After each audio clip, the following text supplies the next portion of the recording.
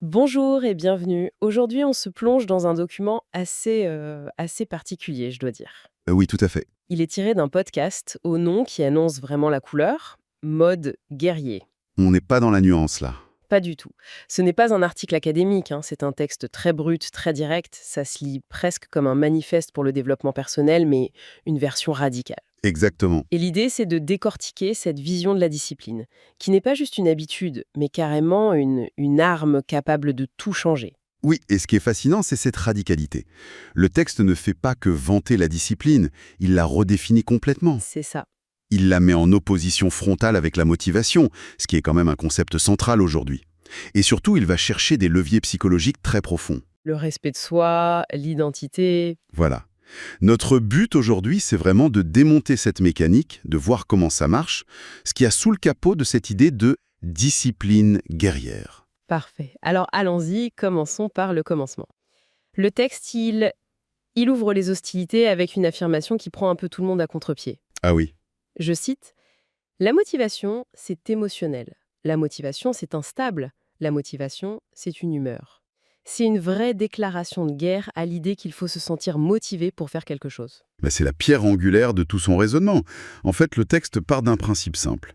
Si on base sa vie sur la motivation, on construit sur du sable. Parce que les émotions, ça fluctue. Exactement.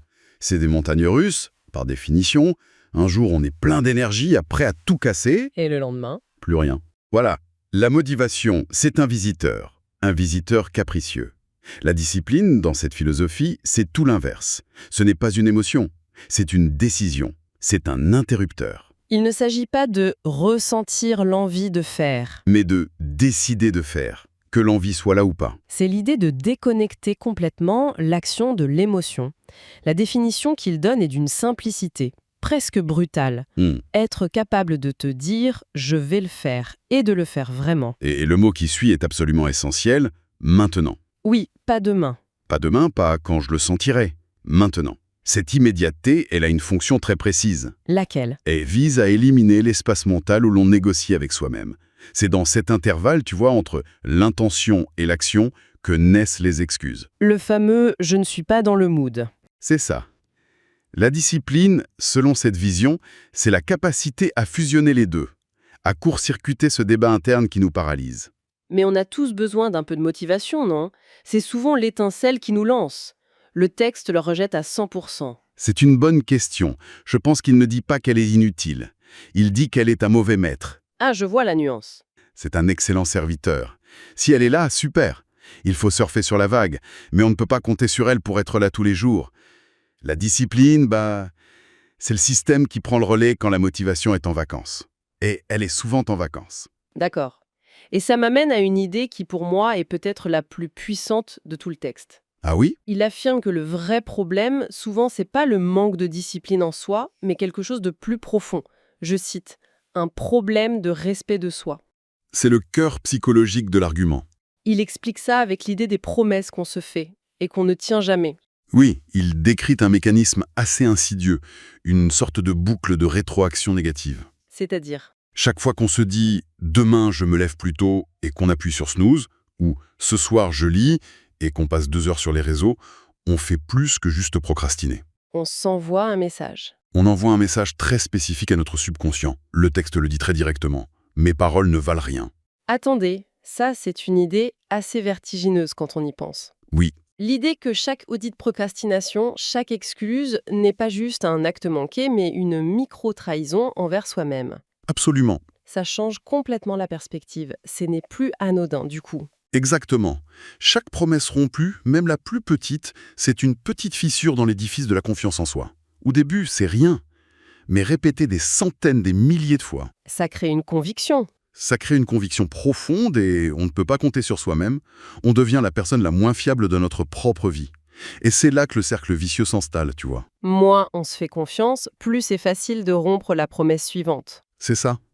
Et ça diminue encore la confiance. On ne se croit plus soi-même. Et donc la conclusion logique du texte, c'est que la confiance, elle ne se regagne pas par des affirmations positives ou de l'introspection, Non, mais par l'action.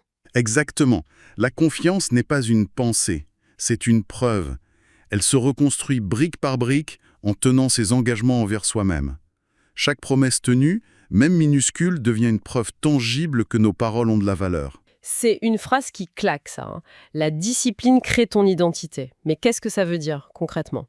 Il y a cette autre citation clé. Hmm, Tu ne deviens pas discipliné parce que tu as réussi, tu réussis parce que tu es discipliné. C'est un renversement de la causalité habituelle. On a tendance à voir la discipline comme un trait de caractère ou une conséquence du succès. Alors que là, c'est la cause. C'est l'outil de construction, la cause première. Le texte suggère que chaque action qu'on pose est comme Un bulletin de vote. un bulletin de vote. Oui. Imagine que chaque jour, tu as une urne qui représente ton identité future. Chaque fois que tu choisis de faire du sport alors que tu es fatigué, hop, tu déposes un bulletin dans l'urne pour « Je suis une personne qui prend soin de sa santé ». D'accord. Chaque fois que tu travailles sur ton projet, au lieu de regarder une série, tu votes pour « Je suis une personne qui va au bout de ses ambitions Ah oui, je vois l'idée. Et à l'inverse, chaque fois qu'on négocie, qu'on dit plus tard, ». On vote pour l'identité de « Je suis quelqu'un qui procrastine », qui est gouverné par ses humeurs. donc même quand je suis affalée sur mon canapé à ne rien faire, je suis en train de m'entraîner Oui. à être faible. C'est brutal comme vision. Il n'y a pas de pause, pas de terrain neutre. C'est exactement ce que dit le texte, avec cette phrase très forte. Tu t'entraînes tous les jours. Même quand tu ne fais rien, tu t'entraînes. Tu entraînes soit ta discipline, soit ta faiblesse. Il n'y a pas de neutralité. C'est radical. C'est radical, mais ça suit la logique du vote. L'inaction, ce n'est pas un non-vote. Choisir de ne pas agir, c'est une action en soi. C'est l'action de choisir la facilité. Et ce choix, répété, renforce le muscle de la faiblesse. Ok. Mais si c'est si brutal et si difficile, comment on commence? Si on s'entraîne à la faiblesse depuis des années sans s'en rendre compte, comment on inverse la tendance? Alors, il est très honnête là-dessus, il ne vend aucun rêve. Il le dit noir sur blanc. La discipline fait mal au début. Il parle même d'une guerre initiale? Oui, et c'est logique. Notre cerveau est programmé pour conserver l'énergie, pour chercher la récompense immédiate. C'est un héritage de notre évolution. Et la discipline, c'est l'anti-programme? C'est exactement ça. C'est choisir le plaisir différé, l'effort maintenant pour une récompense plus tard. C'est donc une lutte contre nos instincts les plus primaires. C'est normal que ce soit inconfortable. Mais il y a une promesse quand même. Il dit que ça devient plus facile. Oui, mais la nuance est capitale. Ça ne devient pas plus facile parce que les défis diminuent, ça devient plus facile parce que l'individu devient plus fort. C'est l'analogie de la musculation. Parfaitement. La première fois que vous soulevez une barre de 20 kilos, ça semble une torture. Après des mois d'entraînement, ces 20 kilos, c'est un échauffement. Le poids n'a pas changé. C'est le muscle qui s'est adapté. Voilà. Pour la discipline, c'est pareil. Et cette nouvelle force, elle entraîne une conséquence intéressante, une élévation des standards personnels. On ne se supporte plus dans la paresse. Ses propres excuses deviennent insupportables. D'accord, on devient plus forte, mais cette force, cette volonté, elle a des limites, non? On peut pas être un super-héros toute la journée. J'ai l'impression qu'on peut s'épuiser. Tu mets le doigt sur ce que le texte appelle le gros malentendu. Ah, L'idée que la discipline est synonyme de volonté. La source est très claire. Non. La volonté, c'est limité. Et c'est là que beaucoup de gens se trompent. Ils essayent de fonctionner uniquement à la volonté. c'est comme une batterie de téléphone en fait. C'est l'image parfaite. On commence la journée à 100%, mais chaque décision, chaque tentation à laquelle on résiste, chaque effort mental, ça la draine. Arrivé à 19h, la batterie est à 10%. Essayer de trouver la volonté d'aller au sport à ce moment-là, c'est mission impossible. Alors, si ce n'est pas la volonté, quelle est l'alternative? Le texte propose un changement de paradigme. La discipline, c'est une structure, c'est un système, c'est rendre la bonne décision automatique, Et l'idée n'est pas d'être plus fort pour prendre la bonne décision. mais de concevoir sa vie de manière à ne plus avoir à prendre cette décision. Mais est-ce qu'il n'y a pas un risque de devenir une sorte de robot? Si tout est un système, où est la spontanéité, l'envie? C'est une excellente objection. Le texte répondrait que le système concerne les actions fondamentales qui déterminent la trajectoire, pas chaque minute de la vie. L'exemple du réveil est très parlant dans le texte. Très parlant. Option 1. Pas de système. On prend son téléphone. On se laisse happer par les notifications, les emails. On commence la journée en mode réactif. En subissant les priorités des autres. Voilà. Option 2. Un système. Le téléphone est loin. On se lève, on boit de l'eau, on fait son lit. Ces actions ne demandent aucune volonté, parce qu'elles sont prédécidées. On ne se demande pas « est-ce que j'ai envie ?» C'est juste ce qu'on fait. Et ça préserve la batterie de la volonté pour les vrais défis de la journée. C'est ça. Les systèmes battent toujours les émotions pour garantir la constance. Il ne s'agit pas de nier les émotions, mais de ne pas les laisser piloter l'avion. D'accord, donc si je comprends bien, on passe de l'effort constant de la volonté à l'intelligence de la conception de système. Alors concrètement, comment on construit un système quand on part de zéro? On arrive à la partie pratique. Le texte rappelle d'abord une vérité essentielle. Ta vie est le reflet de ce que tu fais tous les jours. C'est la somme de nos habitudes. C'est ça. Et c'est là que la plupart des gens, selon la source, commettent une erreur fatale. L'erreur du tout ou rien, le syndrome de la bonne résolution du nouvel an. Exactement. On a toutes connu ça.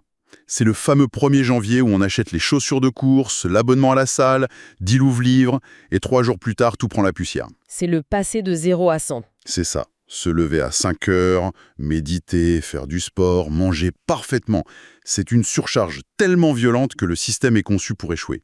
Et cet échec est dévastateur, parce qu'il renforce la croyance de base « je suis nul, je n'y arriverai jamais Ce qui alimente le cycle de la promesse rompue. ». On y revient toujours. Telles sont les solutions proposées alors. J'imagine qu'elle est à l'opposé. Radicalement à l'opposé. Et c'est presque contre-intuitif dans sa simplicité. La règle est une action disciplinée par jour. Une seule. Une seule, ça paraît presque trop peu pour avoir un vrai impact. C'est là toute l'astuce. On reprend l'analogie de la musculation. Personne de sensé n'entre dans une salle de sport pour la première fois en essayant de soulever 150 kilos. Non, ce serait le meilleur moyen de se blesser et de ne plus jamais y retourner. Voilà. On commence avec un poids léger, une charge qu'on est absolument certain de pouvoir maîtriser. La discipline, c'est pareil. Il faut commencer par une action si petite qu'il est quasiment impossible d'échouer. Le texte donne des exemples comme ranger sa chambre, passer un appel important qu'on repousse. Oui. Et le point le plus important, c'est de comprendre l'intention derrière cette première action. Le texte le dit très clairement. Le but, au début, n'est pas le résultat. Le but, c'est l'identité. Le but, c'est l'identité. L'objectif le premier jour n'est pas d'avoir une chambre impeccable. L'objectif est de se prouver qu'on est capable de tenir une promesse. C'est de déposer le premier bulletin de vote pour l'identité de « je suis quelqu'un qui finit ce qu'elle commence ». C'est une victoire fondatrice. C'est un acte fondateur, oui. Elle commence à recharger la batterie de la confiance et rend la deuxième action, le lendemain, un tout petit peu plus facile. C'est l'effet cumulé. Donc, pour résumer, la philosophie de ce texte mode guerrier, on oublie la motivation comme moteur principal, on se concentre sur la discipline, vue non pas comme de la volonté, mais comme un système. Oui. Ce système se construit par une seule petite action quotidienne. Et le but de cette action, ce n'est pas le résultat immédiat, mais la reconstruction du respect de soi et d'une identité de personne fiable. C'est bien ça? C'est une excellente synthèse. Et tout cela mène à la phrase finale du texte, qui est le paradoxe ultime de cette philosophie. La discipline, ce n'est pas une punition. La discipline, c'est la liberté. C'est vrai que ça semble contradictoire, hein. On associe la discipline à des contraintes, des règles, tout le contraire de la liberté. Le texte renverse complètement cette perspective. Il soutient que la personne sans discipline n'est pas vraiment libre, elle est esclave. Esclave de quoi? Esclave de ses pulsions, de ses humeurs, de la paresse, des distractions. Elle ne choisit pas vraiment sa vie, elle la subit. La véritable liberté, dans cette optique, c'est la maîtrise de soi. Même est présentée comme la plus grande forme de puissance et donc la plus grande forme de liberté. C'est une vision exigeante, mais très cohérente. Et en y réfléchissant, tout ce focus sur l'acte de faire soulève une question pour aller plus loin. Je t'écoute. La méthode est très claire. Choisir une action que l'on évite et la faire. C'est concret. Mais ça suppose qu'on sait quelle action choisir. Qu'est-ce qui doit se passer avant même ce choix? Peut-être que le véritable point de départ, la toute première étape non dite du mode guerrier, n'est pas l'action elle-même, mais un moment de lucidité radicale. C'est-à-dire ? Un moment où l'on s'assoit avec soi-même et où l'on se confronte, sans phare, aux raisons profondes pour lesquelles on évite ces choses. Est-ce par peur de l'échec, peur du jugement, par manque de clarté? C'est une excellente question. Avant l'action, il y aurait donc ce moment de lucidité, de se regarder en face. L'action est peut-être la deuxième étape. La première, c'est peut-être ce regard honnête et souvent inconfortable dans le miroir.